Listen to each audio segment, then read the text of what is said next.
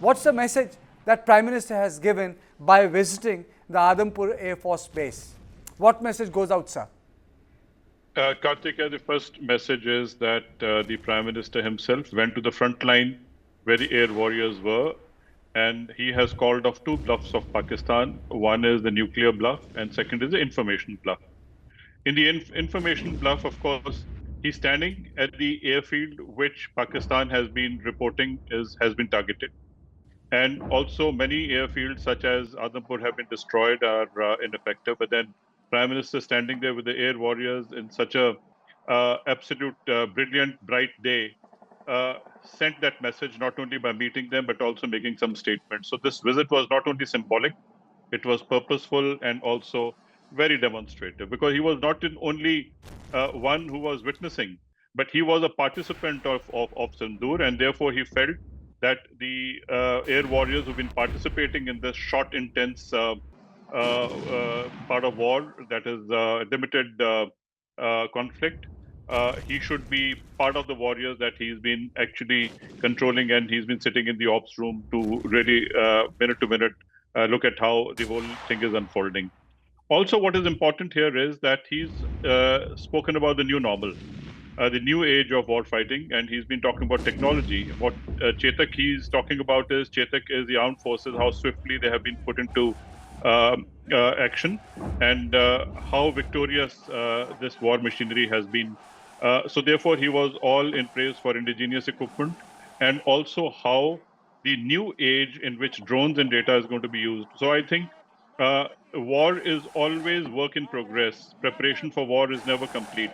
So at the moment, what we have was enough to tell Pakistan that the nuclear blackmail will not work. They have been using terror as the basic form of warfare. They have been running a proxy war campaign for over 3 decades.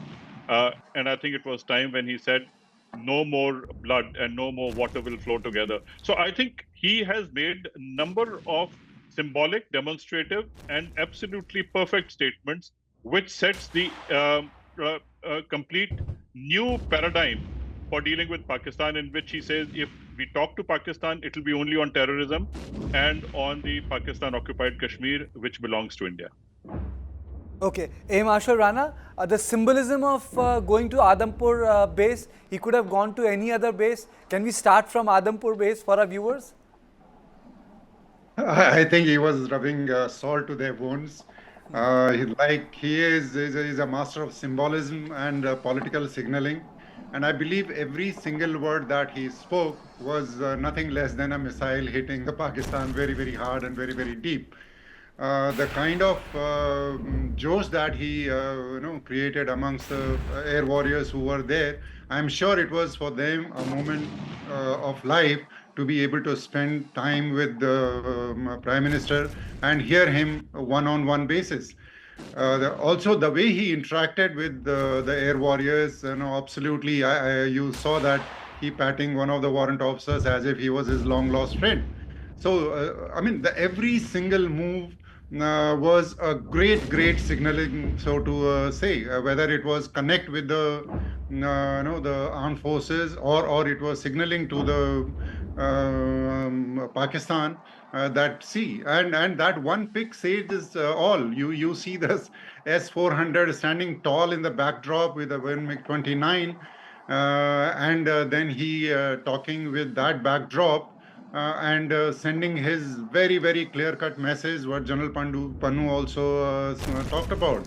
And also, one of the most relevant part of the Adampur was one, of course, was that he was calling the bluff of Pakistan that S-400 and this was destroyed. But the fact was, this was one base which has traditionally been a very prime air base, whether any of the warfare, whether it was 65, 71, Kargil operations, it was one of the primary bases, so to say, which inflicted heavy damage on Pakistan in all the wars. And recently, the major thing in Kargil ops, it was a staging base, also a launching base. So I think there were far too many signals that were being sent across, and they were sent across very perfectly.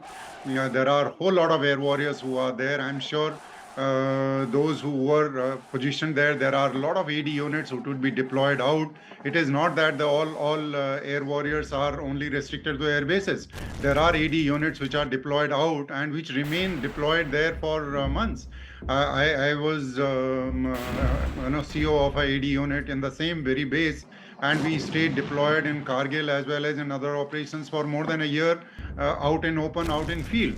So for all those people who are there doing day in, day out, working towards making this air defense very, very efficient, I think his messaging to them, thanksgiving to them in particular, and to entire armed forces personnel in general was, I think, very, very emphatic and very, very carefully and very, very precisely delivered. General Panu, the two questions for you, sir. First, when Prime Minister said, "Goli ka jawab gole se milega," are we supposed to interpret in a way that any act of terror, the response would be so disproportionate that it will become unbearable, a cost for Pakistan to bear? Kartike, Goli ka jawab gola actually makes it look that this is now the time that India has changed its doctrines, and doctrinal shift is towards punitive deterrence, rather than equaling the enemy's action. We would shift it to disproportionate attack.